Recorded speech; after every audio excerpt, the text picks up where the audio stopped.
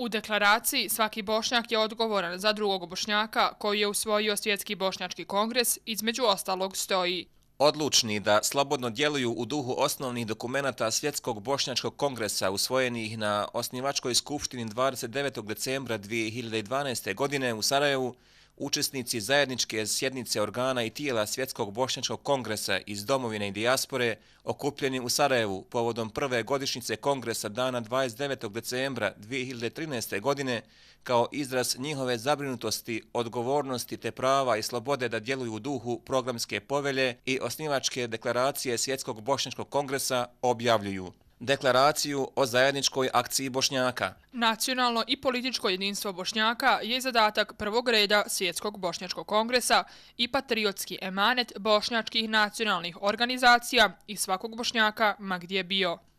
Sve dok država Bosna i Hercegovina ne bude mogla osigurati osnovna ljudska prava Bošnjacima, zaštititi sve Bošnjake od mogućeg genocida, te svakom bošnjačkom djetetu osigurati pravo na normalno djetinjstvo i obrazovanje na njegovom maternjem jeziku i u duhu njegove vlastite kulture, nijedan Bošnjak ne može biti miran.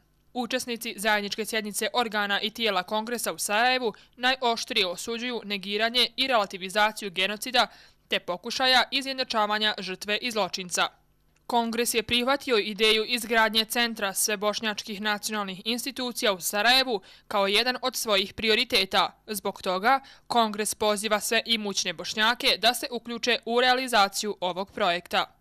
Kongres zahtijeva od domaćih i međunarodnih institucija odgovornih za povratak prognanih da izvrše svoje obaveze prema povratnicima u svoje domove kako bi imali miran i siguran život u njihovim domovima i na njihovim imanjima.